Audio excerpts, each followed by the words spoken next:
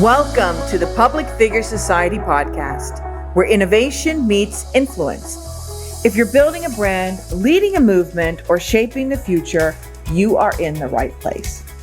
We bring you the insights, strategies, and stories that fuel the world's most impactful public figures. It is time to step up, stand out, and leave your mark. Let's dive in.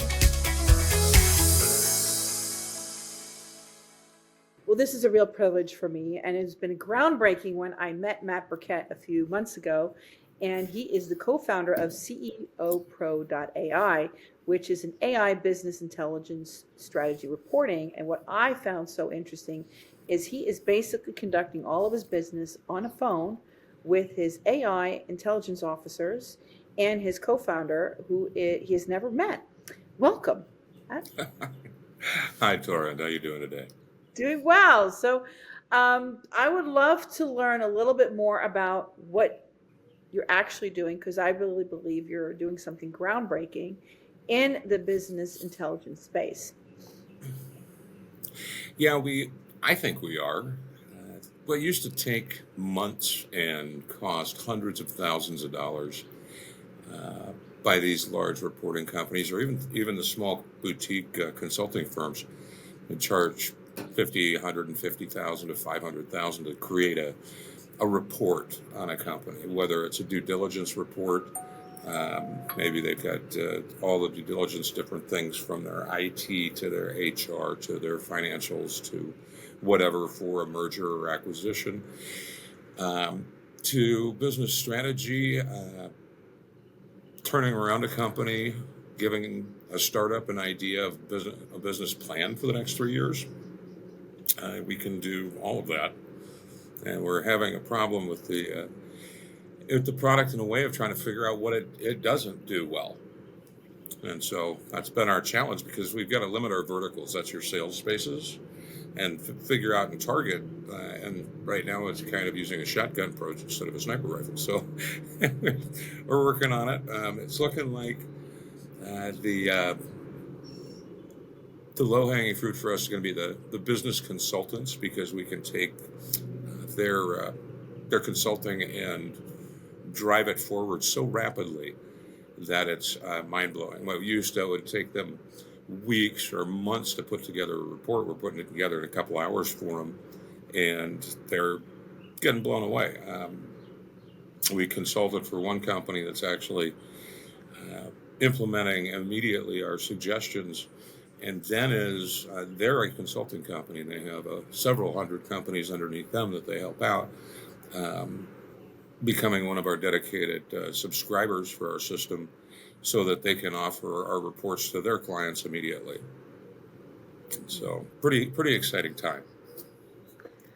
Yeah, and it's really was so impressive to see you with your phone and all of these AI employees of yours, and not many, to say the least, but you have basically done a very fascinating way of combining all the very AI resources down there. Like, you're not just looking at the top 8, you're like looking 15, 20 different ways of using AI streams. Is that how I understand it? Or well, there's so many ways to use AI effectively in life today. The big one for us, and for me, for this company, that really came out of when I was working on one of my new books, was I think AI first. Instead of I can hire an executive assistant. Okay, well, an executive assistant's going to cost probably 6 figures to hire in the hiring process in the first place, and then you're looking at a 6-figure job. You're also looking at somebody that's going to take time off, is going to maybe have problems with their cat or their car, whatever, and they're going to want any number of issues you have with employees.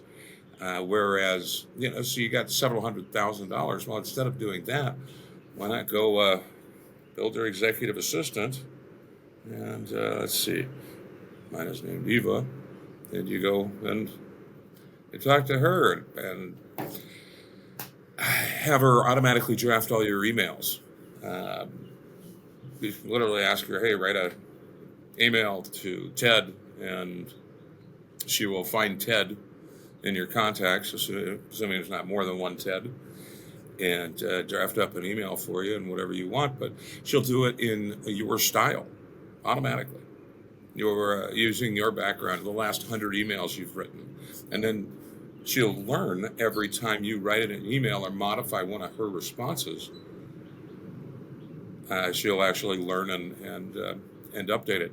We had an interesting thing yesterday. We did a report for a defense contracting consultant on a very, I'm not going to say a niche marketplace, but it's a pretty specific marketplace.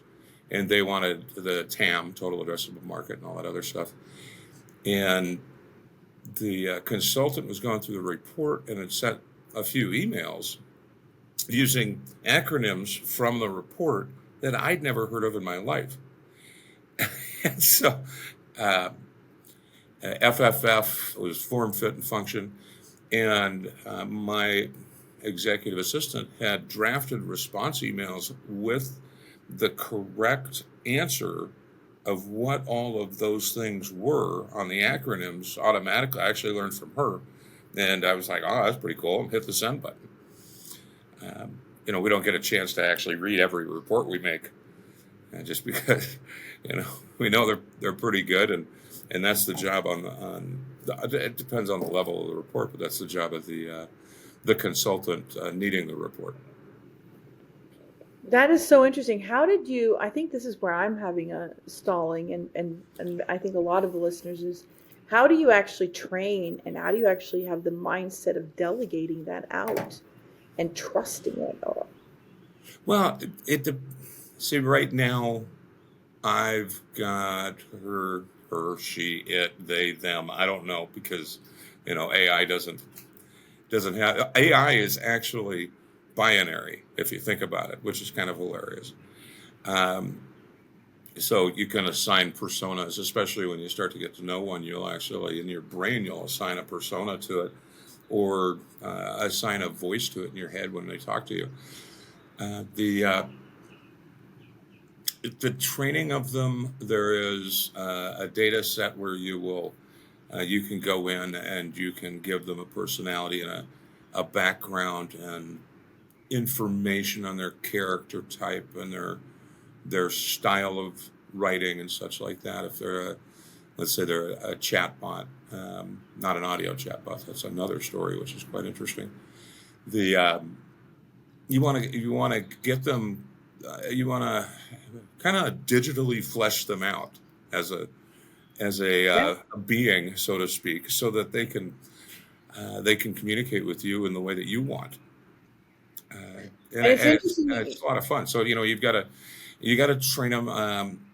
Most of the bots in the email space will automatically go and read your last 100 emails, so they figure out how you talk and you write and your tone, etc.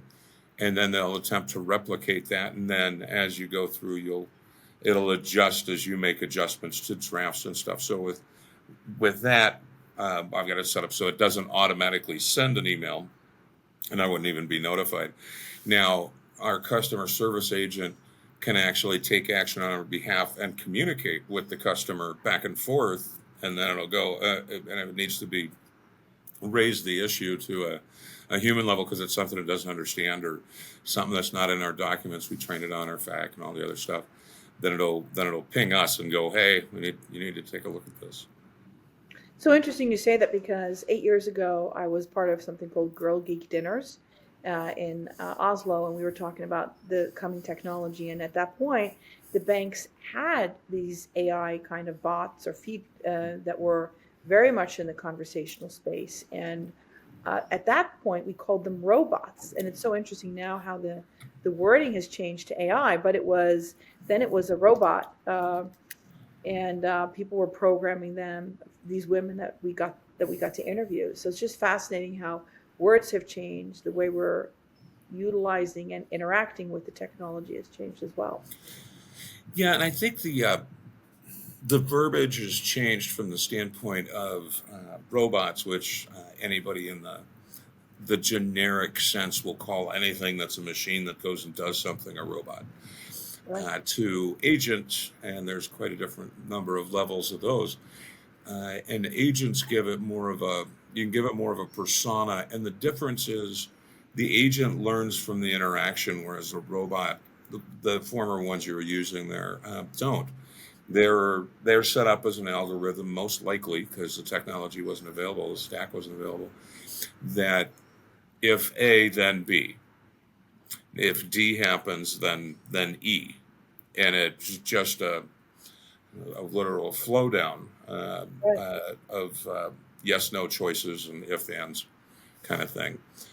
And it can seem really smart. Well, you take that to the next level when the agent is using AI, one of the current modern LLMs, and can actually add to the cycle of the communication, and start going and thinking on your behalf. So, for example, like if I want to go on LinkedIn, I want to post something on LinkedIn.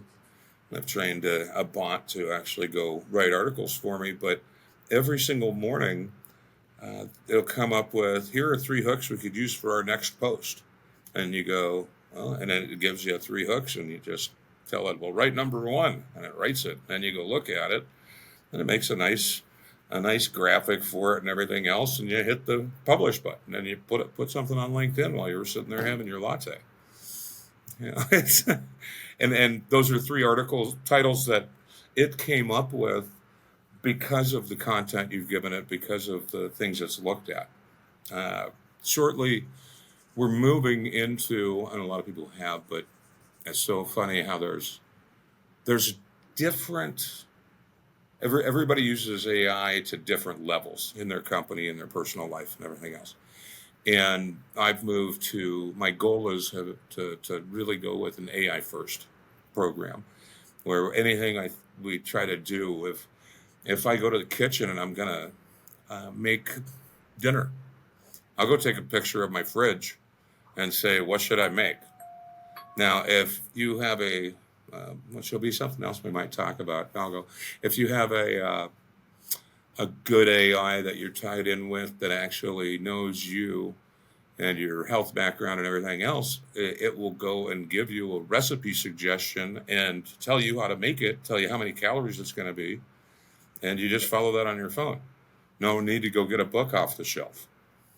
It's interesting you say that because the podcast that is launched today, as we're interviewing, was about how I lost 80 pounds on chat. Not me, but the person I interviewed. And it goes into more of the spiritual end of the AI, like you're talking about different levels. What has fascinated me is how her company's called the AI infused, right? So she looks at AI as her higher self. Felt like that AI has completely changed her psychological, mental health, her health, and then I go to chat and I go to TikTok where you're getting a lot more of the spiritual end of AI, looking at it as almost as the God. What do you think AI? Like, what do you think of that? So I did using our system, I did a future-looking prediction of what's going to happen in AI over the next 10 years and with society and everything else. And it's interesting, fascinating, terrifying. Every single emotion will get hit. And one of the predictions, which I think it was late on, but is that an AI religion will be formed and will have 1 million members before 2030. I think the adoption of an AI religion, when somebody successfully gets that hook into the psyche of the humans, the adoption rate will, 1 million users will be overnight. If there's something like that people can hook into spiritually. The you I've done a bunch of work on that this week, actually. The concept that you can go talk with, walk with, work out with God, so to speak, is a fascinating one. And AI becomes your companion, your mentor, your psychotherapist, your workout instructor, everything in your life, and and that has its benefits and it's got its pitfalls. Um, you want to freak out? You got your AI companion. Go lose your phone or have it broken for 2 days, and you'll feel like you're bumping around in a dark room as Yeah. you have that missing chunk of your life now. So there's good and bad with everything, and it's all how we approach it, from ethical standpoints and everything else. And I think an AI companion, or as they call it, co-pilot, whatever, that helps you with your life, helps you figure out things. Could actually, to the point of when you go outside and it knows you. Um, I'm I'm sitting outside by my in my pool right now, and it could say, "Oh, you've got a pool." Let's say you're wearing some adaptive glasses or something.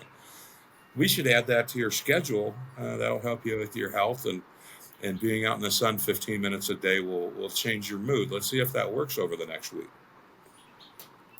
So there's a lot of different things about that are really powerful and really interesting to see what will happen with them. And it's going to be a fascinating time ahead. It's changing So really fast. yeah, and the thing I like, it was interesting because we talked 2 months ago when really when AI agents weren't really on the discussion like in the mainstream, and then just 2 weeks after I talked to you, AI agents is everywhere, right? How do you create an AI agent? How do you create this? Blah blah blah blah blah.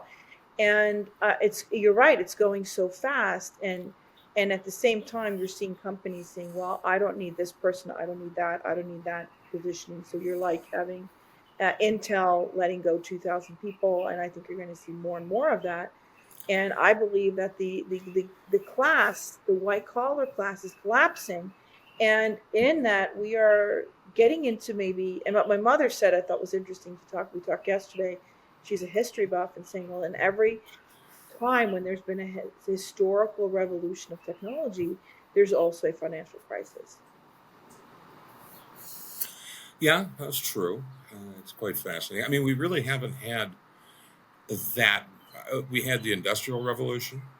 Okay, that was the shifting of machines from manual to automatic things. We had the actions and the additions of the internet. Well, let's go with personal computer first, then the internet, and now we're having this. So each one of those, yeah, has been followed with a cycle of that. But okay, they explained 2008 crash to me then. Was there something that giant that we didn't know happening technology wise? No, that was a mortgage crisis. Right. So just because things may track on a timeline, I don't think there's enough data points to actually tie that to it. Now, I do think there's going to be a serious reckoning. And you brought up Intel. We just did a report on them recently. And you're going to find that companies like Intel, which are suffering because of many of their choices they've made, and a lot of there's some issues over there. Yeah, there We, is. They made some major we were in a mistakes. report on current data sets with them and publicly available OSINT, and the number one recommendation in the report was to fire the CEO. So, um, what a lot of people are going to do that have the company like that's having massive billion-dollar failures and this, that, and the other thing is they're going to go, oh, we blame AI when it was really the choices of bad management or bad choices of management. And so they can use it. The AI can be used as a scapegoat too. They would have probably laid off 2,000 people, whether or not there's AI. But now they can say, oh, it's because of that. No, no, and it wasn't really because of that. I completely agree. I know that there's a lot of infrastructural problems, and they made some choices 20 years ago that they're having a reckoning right now. But what I just find is interesting is that you're seeing a lot of people now, assessing, do I need the person when I can get an AI to do it? And I know that right now we're in an arbitrage moment where people that really know about it can position themselves as the human in the loop, right? As the person that's necessary, Mhm. and that the mediocre might be the ones that are going to be gone. But what I'm concerned about from a societal perspective is it's a mindset shift, and people aren't taking that enough seriously, right? We are utilizing a technology for utilization's sake, but we're not looking at the greater context of what is this actually going to do, and how do we shift the mindset of people to embrace this technology, embrace the way it's going to be in our lives, and help people through the bump of losing the job, losing the moment, losing. And like I told my brother, his daughter is going to college. I said, why is she going to college? And why is she going to go to college in finance? She's, by the time she graduates, it's not even worth worth the paper it's on, right? So it's like we're funneling people into the old world mindset when the whole AI is transforming everything into a revolution. And how does government and society meet that? Government doesn't. And the thing with that is governments are generally large, slow moving, monolithic bureaucracies that once you get hired by government or elected into government, your main job is to stay hired and stay elected. It's not to move society to, you might make a bunch of bullshit out there and say, oh, we want to move society together as a whole. Oh, come on, really? We have 90-year-old people in Congress and the Senate, um, that have people do all their stuff on their phone for them because they can't figure out how to operate the phone. Well, phones were a technological revolution. I mean, this has like 150, maybe 500 times the technology in it that the freaking space shuttle did, and God knows how many generations of exponential pieces it has than what we took to the moon back in the 60s. And that's in this little thing. This is people's lives now. Have you seen people out on dates? We're gonna have this shift, and with any type of shift, you're gonna have a drag, or you want to call it an arbitrage moment. The You're gonna have the adoptees, which are going to get on board first and move forward the fastest.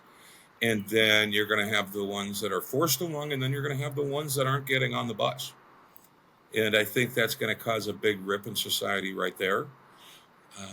That's kind of the bifurcation of the species between technology and or technologist type people and ones without. And the ones without are going to die off. As far as jobs go, I really see you're gonna use AI smartly and integrate it into your life and your work and your business, whatever, or you're gonna go the style of the dodo bird. You're gonna be if you don't use AI at your company, and I mean if your company doesn't push it as an imperative, you're gonna be looking for a new job because your company's gonna be out of business because somebody's gonna run them over in the business. And a lot of these companies, the big ones, just like governments, they can't make decisions fast enough to address the changes. Right. Um, it's a white collar is going to be one of the very first things that's really affected. Your technology positions. By the end of the year, you're going to be able to ask AI to go. I did it the other day. There was a a really dumb bar game that I came up with years ago with a friend of mine called the L word is what we named it. And it is finding the words that we use as filler words, called like and literally are the two most used filler words in the English language. I hate them. And people will say like just to fill that little chunk of space instead of taking a pause and letting the other person actually think and process what they're saying. And the game actually pings and notifies you. And it was a really long way to say I typed in a command over or a prompt over in ChatGPT. Hey, I want to build this like this, and I want to build it over I think it was Magically or Manus or Lovable or something. I tried it on some different systems and took that prompt, put it in there, and it worked for about an hour. And a QR code came up on my screen. I scanned the QR code, launched it, and then launched the app on my phone. No programmer involved. And then you can, if it's working and all that, you go click a button and you can publish it to the Apple Store or the Android Store. So the people will be able to make custom applications without for whatever they want to do. The concept of an app, uh, I really think the concept of apps on phones and all that are going away. You want to get to the futurist piece. There's no reason to have all these. I think I have 400 or something installed on my phone, and it's dumb. Instead of the idea of a screen is going to go away pretty rapidly, especially after the large acquisition by OpenAI there last week. Um, Screens should be projected, and the lucky people will be us that have glasses and wear glasses to the detriment of society, because we'll have real-time data. You can go, hey, how much money do I have in the bank right now? Oh, and if you've got multiple accounts, it knows you have multiple accounts. Do you want a summary, or do you want to talk about First Bank, Bank of America, Chase, whatever? Oh, tell me about Chase. And it'll pop up right here in your visual field. Apple 15 years ago patented the concept of being able to put digital displays into contacts. And those two things are going to be transitional elements to our true technological implementation of implants into humans, which will be in the next, on a wider mass basis in the next 10 years, where we'll actually, they're testing them now. They've done the implant tests and stuff like that. They've got people that have never walked or starting to walk, people, and it's chip implants. And as our technology is increasing at this massive rate, in AI, in chip design, and everything else, we're moving to a space where we are going to be cyborgs. We're going to be integrated with it. And so, the phone's going to go away soon enough. Hardware's going to change. All of those, and all you can do is prep for that if you're watching it from the outside. Jobs for the interim, start using AI. Go find ways to do things more effectively. You've got two ways of approaching that. Really, not two ways, but one is you can use AI and you can free up a lot of your day. Or you can use AI, work the same amount, and have a 5x or 10x increase in your productivity. The employees that do that are going to be the rock stars that companies keep around. And that's the ones that are really going to shape not only that company, but a country's economy. Now, as far as we're funneling these kids into these things like degrees and stuff like that, all of that has to change. The education thing is, I don't know why I really take it kind of personal, but I just see it because of its effects on society as a whole, that it's the importance of it. And we have these tenured college professors that, basically a bunch of stuck up that I can replace any professor on the planet right now in an educational role with my phone.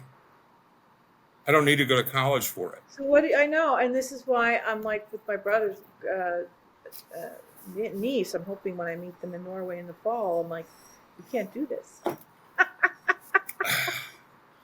It's really a really fascinating time. But at the same time, I have people that are completely refusing it and believing it, that humanity's touch and interaction is going to be elevated. I had some say that the millionaires of tomorrow are going to be the blue collar workers. I don't know what you think about that. Oh, yeah. That's that. Because of time. Part of that. Because of time. You can't repair an HVAC that's an hour that's going to take time, and AI can't do that right now. So for I value, think I think what you're missing there is that's the millionaires of today, right now. okay, okay, Uh, how much does your plumber cost for an emergency call? 300 something dollars an hour. yeah, That's what some really good CEOs make. right, And so, you know, plumbing, electrician, the ability to actually build things. At some point in the future, a lot of that stuff will be replaced by robots, which is the next massive technological wave will be AI and integration with robots. Of course, we can move to the Skynet theory and Terminator and all that stuff if we think it's going to go bad. But I think personal robots in your household, so you don't have to deal with all this crap. And I think there's going to be a point, and this is all futurist stuff, of course, where we have to figure out how to give people meaning in their lives, so that because they a lot of people find meaning in their life with work. Well, what happens if you take away all that work? I know, What do they do? yeah, Um, and if they're not curious and creative enough to go try to figure out what that next thing is, it's going to lead to massive depression, blah, blah, blah, and all the other wonderful societal effects. We already have this massive wave of loneliness. 55%, I think, of people are lonely, which AI companionship can help cure a lot of that. But I mean, we're really kind of going down a different rabbit hole with all that stuff. The just in the immediate near term, in the next 6 to 12 months, there's going to be massive changes in everything we do, um, and there's going to be massive changes in companies. People are still going to want. There's going to be blue collar jobs. And that will not be the area that's devastated first. The white collar jobs are going to be devastated first. Education is going to be devastated first. In countries that are going to leapfrog us because of our old education styles and systems that we feel we have to have. I think you'll see, perhaps out of Asia, Southeast Asia, Africa, countries start leaping ahead and skipping that middle chunk of the education thing. And now you've got 3-year-olds that are have no idea what life's like without this, and that becomes their mentor and their guide and their educator for life, and teaches them how to learn and learns about them and pushes and guides them forward with their life, and that's going to create that next level of human. Um, and there's going to be some bumps on the way there, and there's going to be people upset and everything else, and that happens with any technological revolution. But this is bigger. The changes with AI and robotics just blows away the changes of the Industrial Revolution or the internet. This is so impactful. We don't even know yet how much it's going to do to the fabric of society. Right now, adopt AI or die. Uh, Basically is what it is. You get into it, integrate with it, use it. If you are writing your own emails, somebody isn't, and they're going to do your job better than you, and you can be replaced by that. yeah, The I was laughing the other day, like, well, AI can't do this. I'm like, we've trained it on everything. It's now, yeah, and now, like OpenAI O3 is listed at knowing more information about any subject in the world than any human specialist on any subject or topic, yeah, and having a higher IQ than all of them combined. yeah, So, it's already better than us, smarter than us. And, right now it's still, I think it's moved from its infancy. We were last year and '03, we were talking to AI kind of like a really bright, brilliant, know-it-all 5-year-old. Now it's moved to, I think, 5th to 10th grade to use human constructs of school, just so we have an ability to discuss this. Next year, or by next year even, it's going to be far bypassing any college professor. And then in communication skills, I don't know, have you talked to Claude 4 yet? I love Claude 4. It it's it's better than talking to a human. It's more Oh my supportive. gosh, I have been astounded by Claude. Claude is my favorite right now. Hmm. In the sense of strategy and the sense of, and not only that, but what's appropriate in social context. Like when I'm going for a business development and reaching out to someone, I'll ask Claude, what would be the most appropriate way? This is the person. I'll copy, like, I'll send a link from LinkedIn. I'll give the bio. I'll give some context, and then Claude will tell me what's appropriate. And then I'll tell what are the interactions I've had. And then Claude will say, I would do this. And then he'll reprimand me when I come with a draft email that I thought would be working. He goes, that does not work. And this is the reason why. Well, who taught you how to do that? What'd you say? Who taught you how to do that? You did. I'm giving credit It where was credit's due, Matt.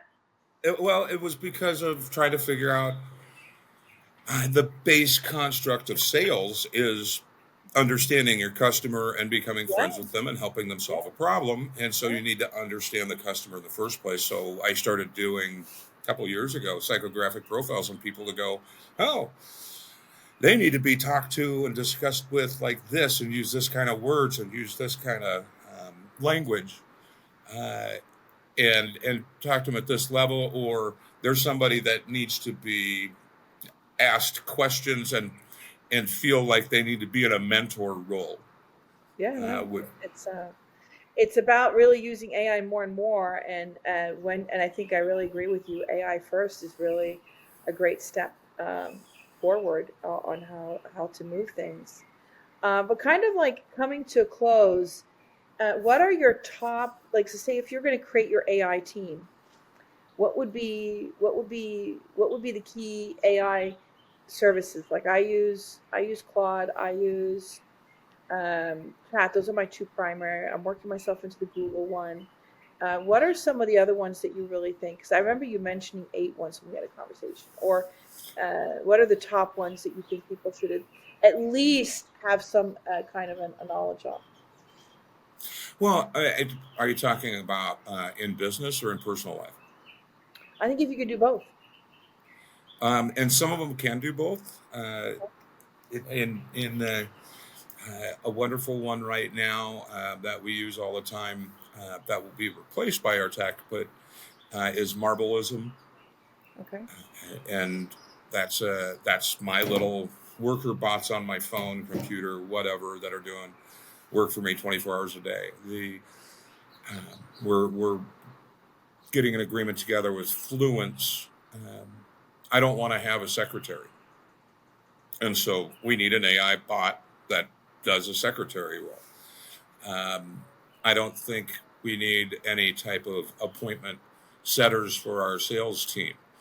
So we need an AI for that. So we'll be working with Fluent AI for all of our audio stuff. Uh, the Somebody calls our company phone number, unless you go, I want to talk to Matt, or I want to talk to War, or whoever. The AI can help you with any questions and everything else you need.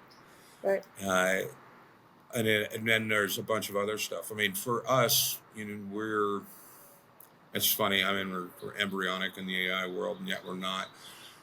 We're working on one of our projects. We've nicknamed them Summit, and that'll be an agentic, synthetic, C-level person that'll run our company.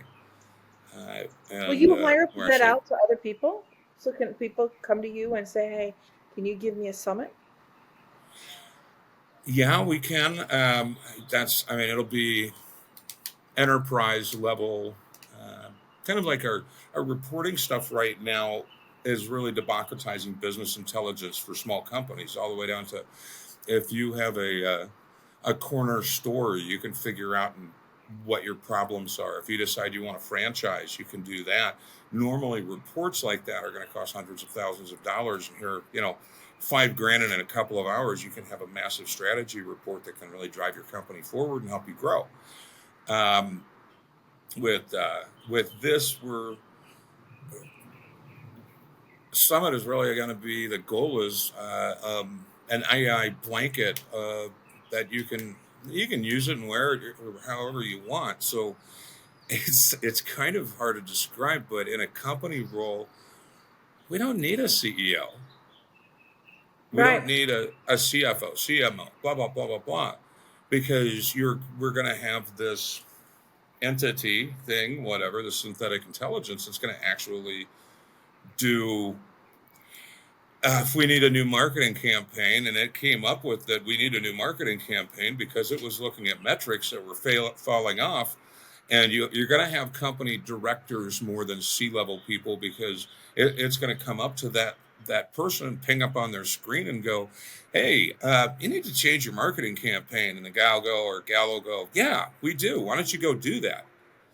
And it will go create agents and bots to go build the new marketing campaign, build all the materials for it, build all the videos for it, and everything else automatically. And then it'll So bring them to you, and you look at them and you go, oh, I like it, or oh, I hate it, make these adjustments, and goes and runs with it. So in business, it's Marvelous and Fluent, and then we have Summit that's yours. And then if you're going to look at the personal person that's kind of like wanting to learn, possibly stepping out of their job, maybe want to improve their business, and they've only used chat, which you challenged me, and I'm grateful you've done that, because I've really no, I'm seriously, now I go back and forth just like you do. I go back and forth with my team, my AI team, and so I'm learning that chat is really good on the general, and Claude is very good on specific strategies, and I like Grok for sales language, and even better, I like mastermind.com, which is Gigi, for more sales strategy. So I'm getting my little team out. But what would, for someone that's new to this, that's only used chat, what would you say would be some good ones to learn? And then I use Gemma for presentation. Go and learn every single one. Okay, go to the website. There's an AI for that.com, which, by the way, if you look at that title in the title bar, it really doesn't look like there's an AI for that. It'll crack you up.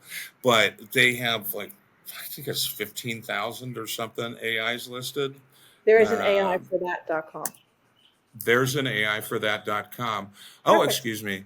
I was close on that. We had and signing in. There's 15,000 specific AIs. There's 36,000 AIs. You can find an AI for anything. Your generic large language models like your ChatGPT, Mistral, Quen. I'm really having fun with Quen, by the way, which I believe it's an Alibaba product, um, which has no cost. An incredible model. Glenn? You got deep research. You got all these other ones. Those are the big generic things. Then you focus it down, and what a lot of companies do, they're wrappers, WRAPP, and they take that giant model, and instead of getting generic things out of it, they tune it to specifically do certain things. Well, here's the entire key to, at this level of AI, learning it. When you go find a new AI, if it's being ran by one of these big models, it's really easy. Ask it how to learn how to use it. What are the tips and tricks for using it? How can I integrate you into my life? How can I integrate you into my business? What should I be doing with my business? Teach it.